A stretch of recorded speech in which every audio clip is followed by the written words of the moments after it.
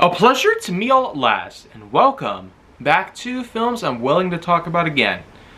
So, for this instance, what we're going to do here is talk a bit about something that had come out in 2006. So, I feel like that consistencies aside, we are definitely going to be having ourselves a look at some other movies that I have known throughout a majority of my life, especially since I was already at a good age when a lot of them came out.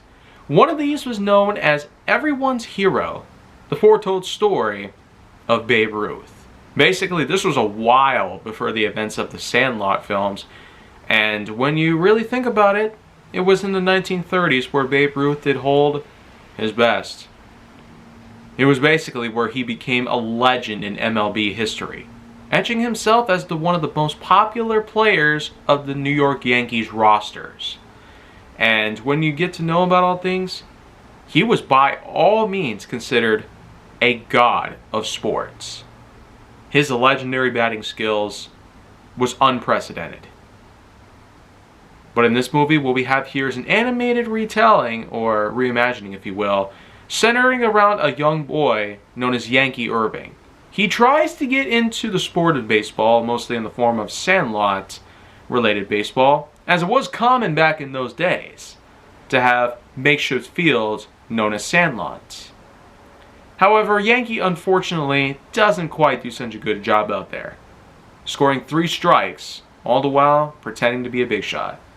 As a result, all the other kids that were out there basically never saw him as a good candidate for baseball. So he heads back home where his mother tells him that dinner will be ready soon. And Yankee just goes into his room, sulking until he sees a talking baseball. Yeah. This talking baseball apparently was claimed out of the Sandlot.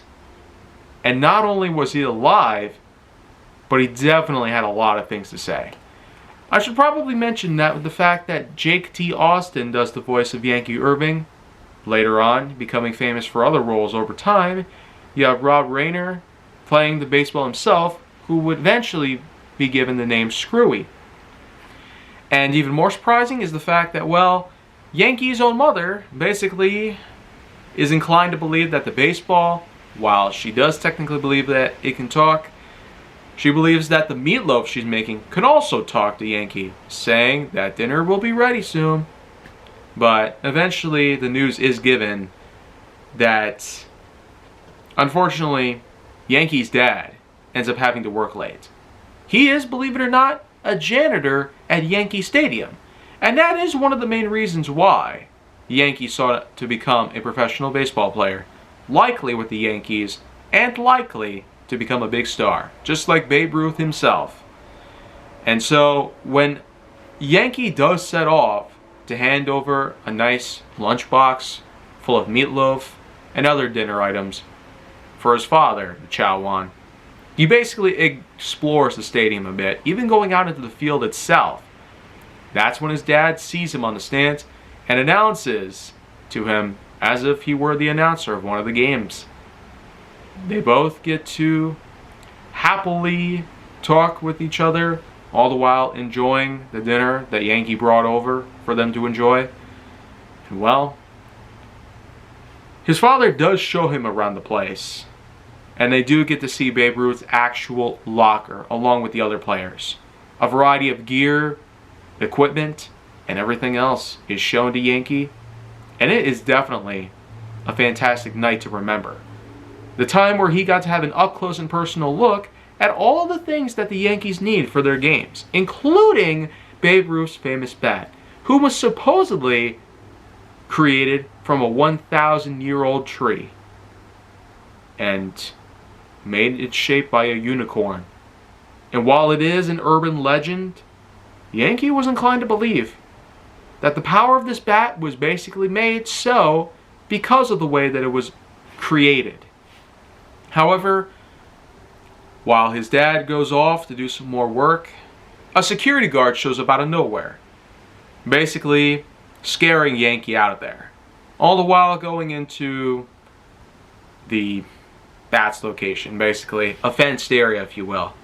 Yankee does run off back home, And eventually his father does too, because when Yankee wakes up the next morning, there apparently is a little commotion going on in the other room. So he opens the door slightly to find out that apparently Mr. Robinson, whom is the boss of Mr. Irving, relays the news that the bat had gone missing. Yep, Babe Ruth's bat ends up missing. So it comes as probably no surprise here, but the thing is that Yankee goes in there to protest, claiming that there was a security guard. After all, that is what happened, right? There was apparently a guard inside the stadium that forced Yankee to leave. But, however, they found out there was not an actual guard on duty. So they went so far as to suggest that Yankee might have stolen the bat, but after he came clean without a sign of the bat anywhere in his room or anywhere like that, they do basically fire Mr. Irving for what had happened. Because it was his duty, supposedly, as a janitor of the stadium, but also he was supposed to keep the things safe. So I guess you could say that he would have doubled as the guard of the stadium. Who really knows? In any case, though, Mr. Robinson's pretty mad about everything. And he does think that maybe Yankee did have something to do with the bat being stolen or lost. But Yankee, of course, still goes to affirm the fact that maybe there was a man that did steal the bat, likely that man that posed as a guard. Obviously, Robinson doesn't believe him. And obviously, Mr. Irving doesn't believe Yankee's story either. So he sends him to his room right then and there, trying to, recuperate from this loss. It was one thing where he lost a job at Yankee Stadium, but it would have been even worse to know the fact that they could have ended up on the streets that day. Because it could have been worse than just him getting fired, Back in those days, there were way more grueling punishments for a number of different things that you could have been responsible for. In any case, though, Yankee does formulate a plan after Screwy has a bit of talks with him, and well, they did exchange some conversations about Screwy supposedly landing outside of Yankee Stadium after a foul ball. Dreams of him becoming a home run ball basically were smashed from one foul ball that happened. And that was how he ended up in the Sandlot, of all places. So, with Screwy's help, Yankee ends up preparing to make a run for it outside of his house, where he would go down to Penn Station. Yep. This would basically be the location where, believe it or not, the man responsible was Lefty McGinnis, a pitcher for the Chicago Cubs. And likewise, as we had popular actors voicing some of the characters, we have William H. Macy voicing the man who posed as a security guard, who was basically a pitcher for the Chicago Cubs and not an actual security guard. He was posing as one to steal the bat and make a run for it, in an effort to sabotage good old Babe Ruth's career as an experienced batter and legendary baseball player. So we definitely have an interesting story here, of all things considered. Penn Station does go down with Yankee making it inside the train undetected, and eventually he manages to snag up the bat. Lefty does find out that it was taken and pursues after Yankee. Yankee does try to get off the train by heading off the rear end of the car. Right there. Yeah, the train is moving, however. He has no way of getting out of there because of how fast it's now going. Lefty, of course, is right behind them, but Yankee does formulate a plan to jump onto the next train. Yep. And when he does so, Lefty tries to do the same thing, but he unfortunately fails, plopping himself in the window. And while he is able to climb up there with the ladder, yeah, it's basically just an epic chase scene. They're hopping across trains, mostly passenger and commuter based. They're all running through tunnels. There are some epic moves that Lefty pulls off, including some sick breakdancing moves aboard the top of one train. And who would have thought this film actually does give us the impressive level of slapstick comedy, because in addition to those sick breakdancing moves, Lefty ends up getting hit by a sign and doesn't even take an injury from it. He just gets right back up, aboard another train this time.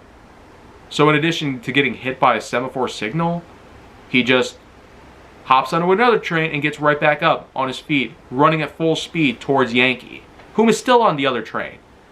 And while Lefty is able to get down to the inside of the train off of the rooftop, you know, there's still some impressive things that he ends up doing. He jumps onto the other train while they're in a tunnel, and eventually just runs alongside the wall of the tunnel and just plops himself in the tar.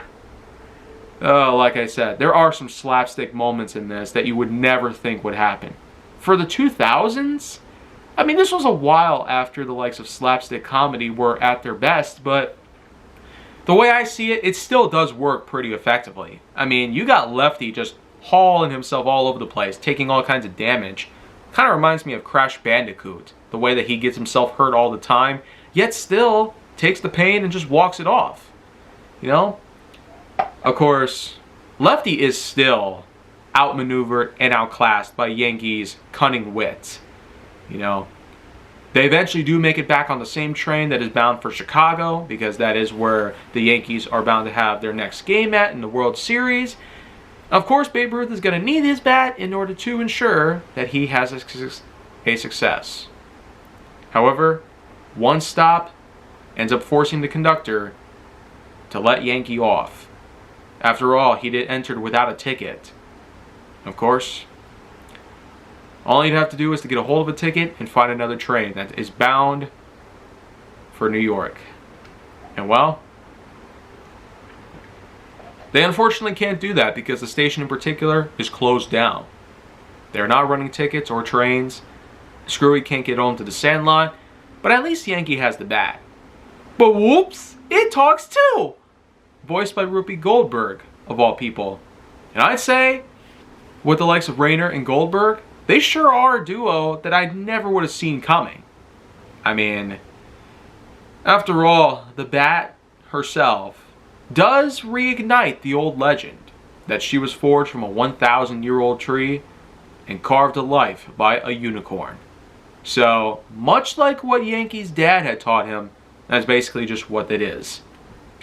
However, they do spend some time together inside the station, trying to get some rest even, when they eventually find out Lefty was behind them this whole time. Yeah, so even after taking huge beatings, Lefty is still out there, and he's walking on the tracks. Kind of weird when you think about it, and even more impressive that he doesn't have shoes on. Yeah, he kind of took them off when he was on the other train, but still, they do try to make it out of there. Because Yankee already took that out of her case, it falsely gave Lefty the impression that he got a hold of the bat once again. And well, Yankee does make it out of there, along with Screwy and the bat. However, Lefty does come across a handcart, because he knows he can't chase after a boy, whom is clearly being faster than him. And while the handcart does seem to be promising, there is, however, an incoming train. The three dive out of the way, but Lefty isn't so lucky. Even with him reversing out of the way of the train, he still ends up in bad shape. And well, after some time passes, Yankee, Screwy, the bat, they continue to walk down the tracks bound for New York. Even further, basically attempting to go down the same line that they had gone towards when they were heading towards Chicago originally. This is where they come across a certain group of people. A certain group of drifters, one might say, whom are actually listening on the radio on the games that Babe Ruth was a part of. He unfortunately ends up striking out, much to the dismay of his fans, including those drifters and Yankee himself. So, with all that has gone on, with all the crap that they had gone through, they still have a bit of a ways to go. A train eventually is heard, and the drifters, Yankee, they do make their way to it. But after Yankee has some trouble trying to get on, he eventually sees another train that says Chicago on some of the cars. And that's when he realizes he has to get to Chicago and not New York. So, he does wave goodbye to the drifters, hoping that they travel well. Screwy gets pretty upset. After all, the deal that they made back in Yankee's bedroom, was that he was to go back to the Sandlot after they found the bat. So, Screwy now can't get to the Sandlot because Yankee changed his mind. He's going to do what the bat would have wanted to do to get back to her owner, Babe Ruth, in Chicago and not New York. So, Screwy is forced to come along with. And they do make it through pretty well, eventually ending up in Ohio. Yeah. This is where they come across, unfortunately, or perhaps fortunately, a large group of apples coming from a nearby tree, as Yankee was pretty tired and hungry. However, the bad thing about it, though, is that there were two bullies in the area. Two bullies in Ohio who were throwing apples and steal Screwy and play catch with them. Yankee's like monkey in the middle at this point. One of them gets hit by a nearby apple, and there's a girl basically who's tossing them their way. Yeah, the girl of course is named Marty. And Marty sure is a skilled thrower, basically tossing those apples at those bullies. But you know what though? It really is an impressive thing though. Because while the two bullies, whom were nicknamed Bully Kid Tubby and Bully Kid Arnold, whom of course were voiced by the likes of Connor J. White and Gideon Jacobs, they sure were pretty skillful in throwing apples. However, with Marty and Yankee, they do manage to work their way around the situation, eventually outsmarting the two bullies and forcing them to run away, thereby allowing Screwy to get back to them. So, when Screwy the Bat and Yankee are reunited again after that little problem went down, Marty does invite him to come along and even stay at her house for some time. Because, well, Yankee was going to need some help along the way. Those drifters were one thing, as they did promise him a trip back to New York, free of charge. But now that we have Marty, whom is more than helpful to Yankee on trying to get him over to Chicago, because after all, it's revealed that her dad, believe it or not, is Lonnie Brewster. Lonnie Brewster, a man whom had made triple plays with the team called the Cincinnati Tigers. Yeah. They're kind of more of a different team than the Detroit Tigers, which are an ML-based team much like the New York Yankees. So, Cincinnati Tigers had nothing to do with MLB.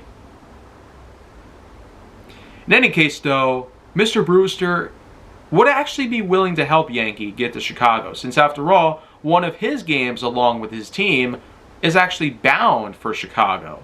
And well, that's what they plan on doing. When they do get the Brewster household, though, Lefty is once again hot on their trail after getting some help from the two bullies with his damaged handcart and getting an apple thrown at him. So he was more than prepared to try and really snatch up the bat from Yankee's hands. And well, his little invasion and chase after Yankee once again does almost become a success in retrieving the bat, but Yankee once again manages to keep it away from him. In this case though, Yankee lets it go, the bat slams him in the head, Marty throws another apple at him, thereby causing him to be knocked out. And Screwy basically adds in another punch, just for good measure. They then make another run for it, this time spending some rainy night underneath a bridge. Yeah, because it had come to be that Lonnie was some distance away. Meanwhile, we have noticed a few phone calls take place between Lefty and his own boss.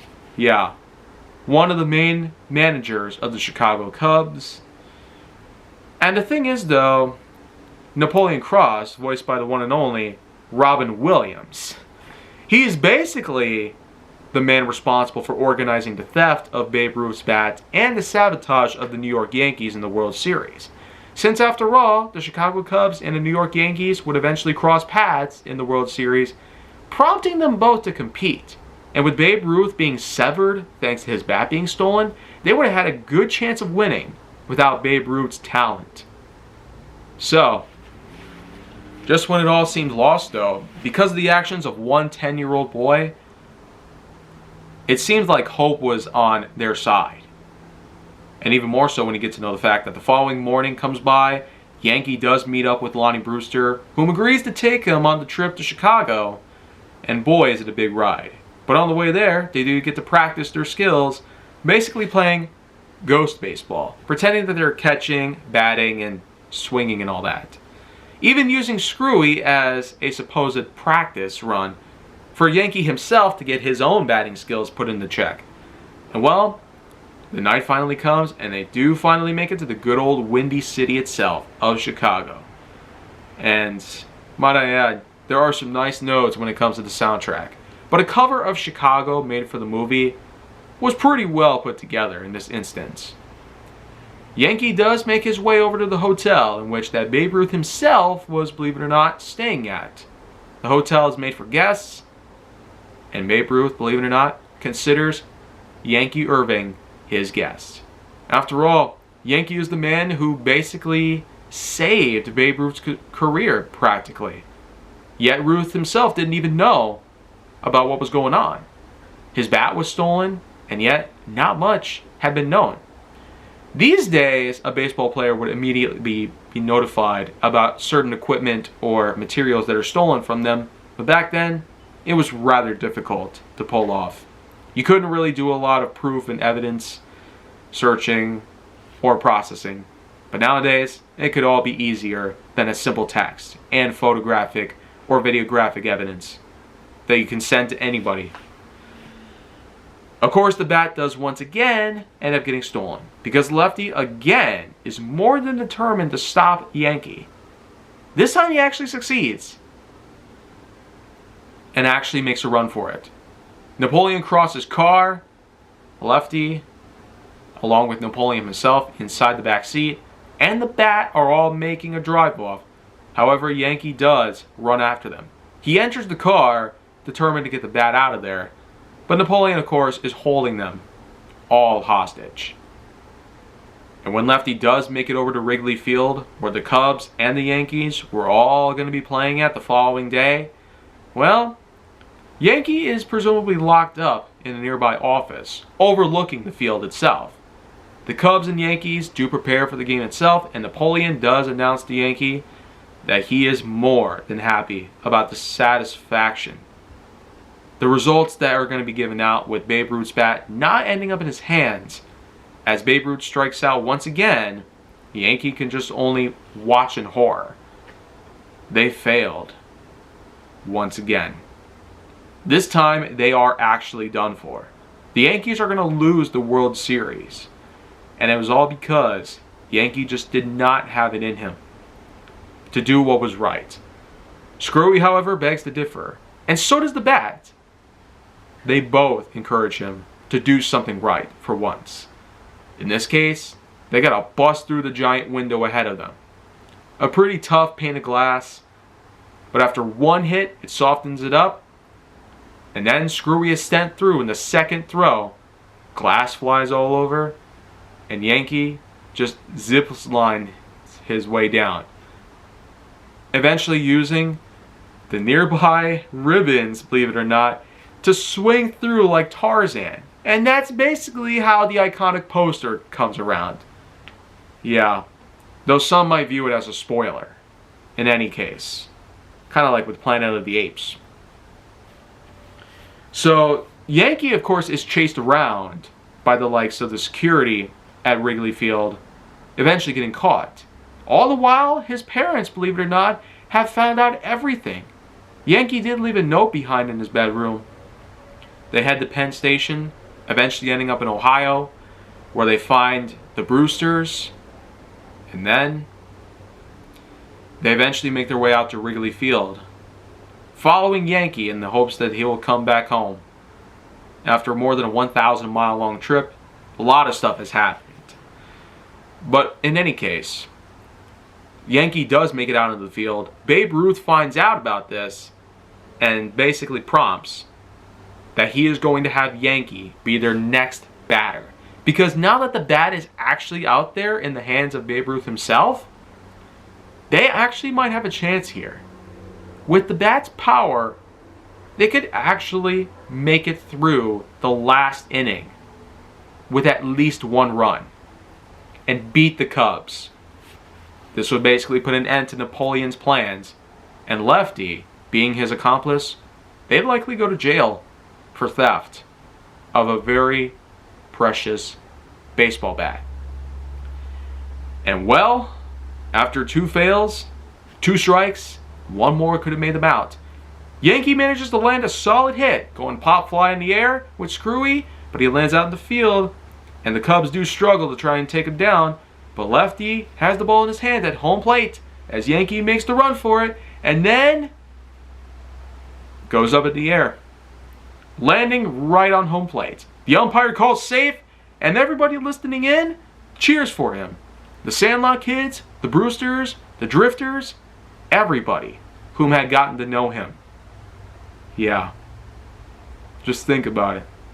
It's like a crazy internet phenomenon that goes off so well, you got everybody cheering for you. Except this was in 1932. So, Yankee wins the day, wins the game, and the Yankees are the official winner of the World Series. Lefty and Napoleon are in jail for what they've done. And the Cubs are partially held accountable for such actions. And in the end, you just keep on swinging, much like what Screwy himself says. All in all, this was another fantastic piece. With all the adventures that go around, hopping on trains, playing baseball with an actual team on the way to Chicago, some epic chase scenes, some slapstick, including Lefty getting hit hard left and right like Crash Bandicoot. It's just craziness. And on top of that, you got some really good actors in this movie as well. William H. Macy and Robin Williams and Jake T. Austin alone are more than enough to make this movie a satisfactory piece from 2006.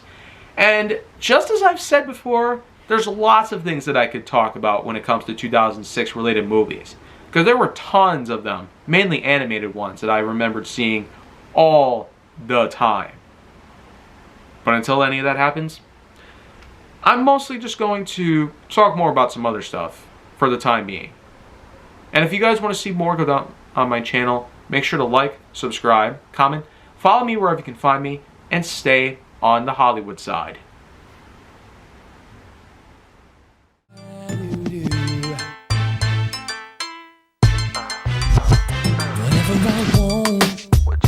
I usually get, and I'm thinking I want you.